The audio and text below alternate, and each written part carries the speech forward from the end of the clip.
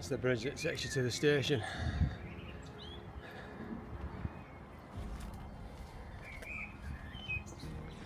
Steps. The cannon steps get their name from the old cannon which was on Castle Walk. Bridgnorth and various other places sacrificed their trophies from the Crimean War for another war effort as an appeal went out for scrap metal during the fight against Hitler. A newspaper report on the June 6, 1942 reads, "A familiar sight to many generations of Bridgnorthians, the old cannon on Castle Walk is to be used for salvage."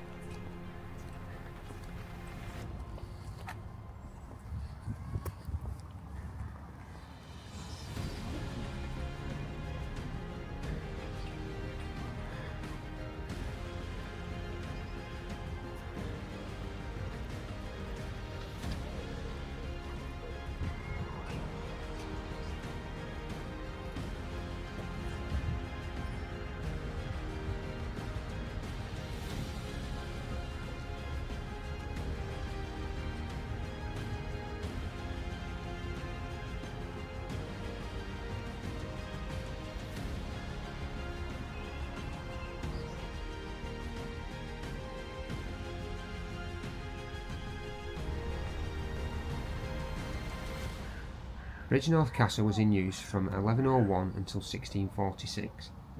Parts of the Great Tower still remain, but because of the damage caused during the Civil War, it now leans at an angle of 15 degrees, 4 times the lean of the Leaning Tower of Pisa.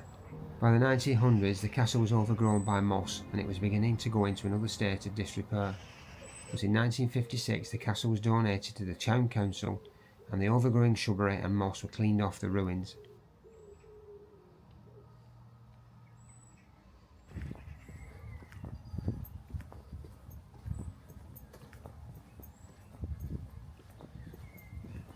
Herbert Cecil Pugh was a Congregational Church minister and is the only clergyman to have received the George Cross. He was a South African who served the First World War as a South African medical orderly and in the Second World War as a Royal Air Force chaplain.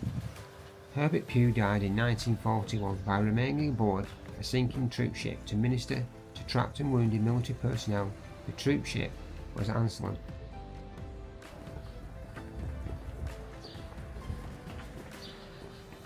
Thomas Telford.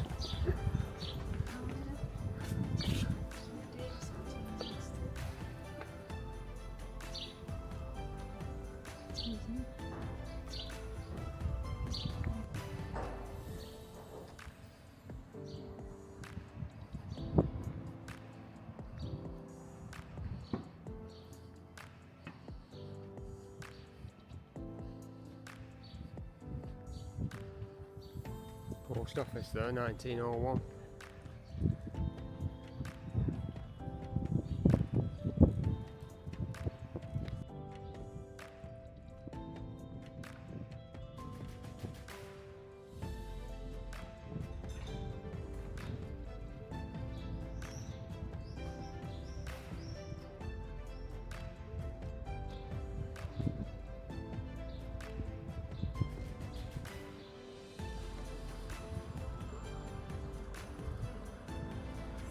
That's nice, isn't it?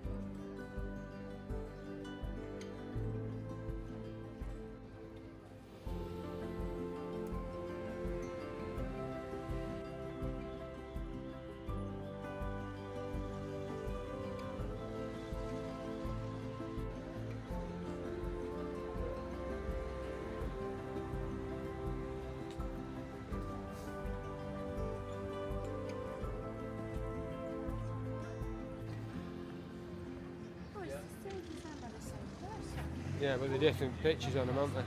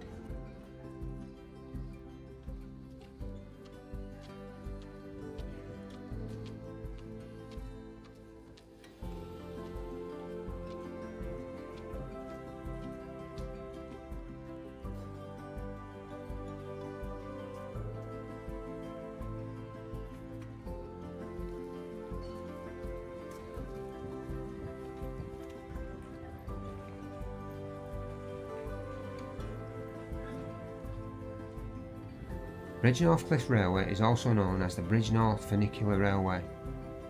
It links the low town of Bridgnorth with the high town.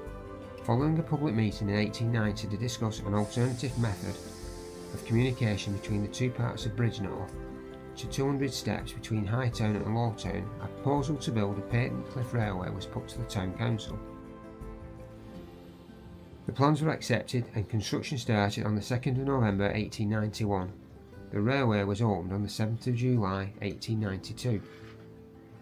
The railway was originally powered by a simple water system and gravity.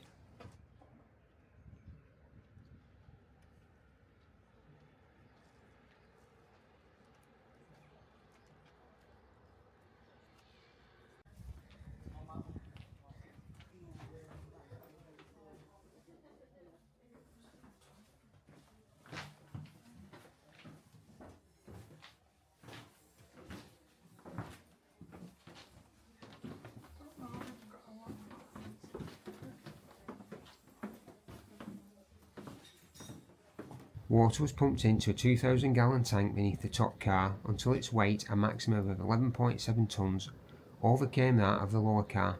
When the car reached the bottom station, the tank was emptied and pumped up to a 30,000 gallon tank on the top of the upper station. Between 1943 and 1944, the system was rebuilt to use electricity, with an official reopening on the 9th of May 1944. In 1955, the original heavy wooden cars were replaced by the up-to-date, stronger and lighter long aluminium monocoque ones still in use today. Each car can carry up to 18 passengers and each journey takes 1¼ minutes. The rails were replaced in about 1972 with the bullhead design formerly used on mainline railways.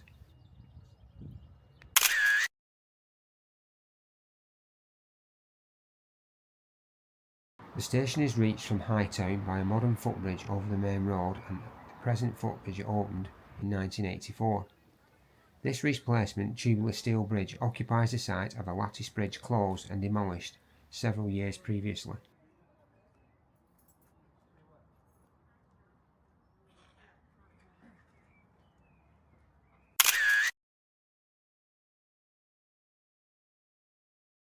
Bridgenorth Station was opened to the public on the 1st of February 1862.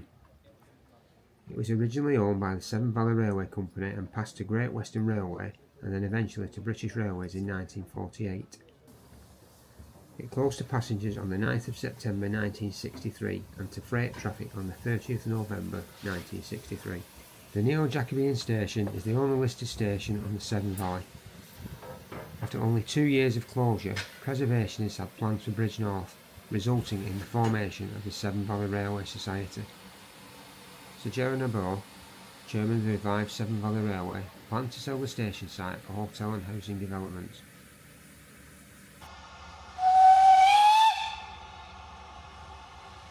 When the Severn Valley Railway volunteers discovered his plans, it led to a threatened strike by the railway's volunteer staff, and his proposals were thrown out at the heated AGM in 1973, following which he resigned his chairmanship.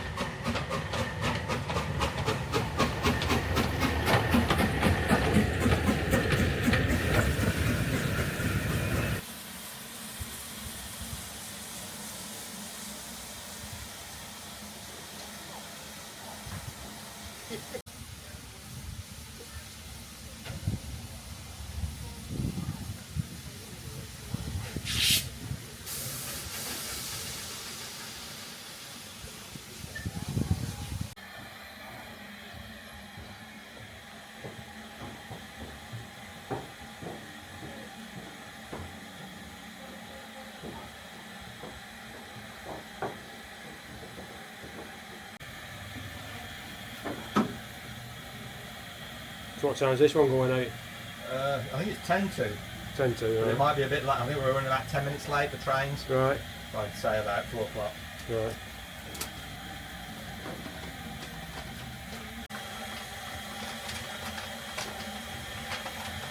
To according to this, so Yeah.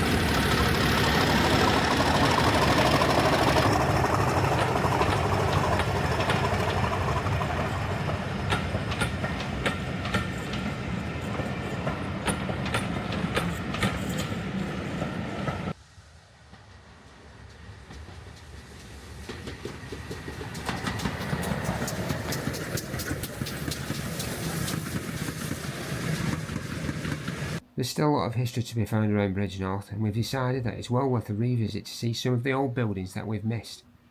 So look out for that video in the next couple of months. We hope you've enjoyed looking around Bridgnorth with us and visiting the railway. If you've enjoyed this kind of content, please consider subscribing for more videos.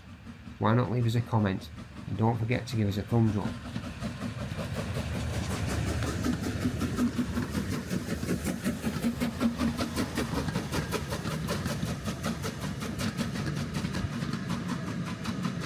So until next time, see ya.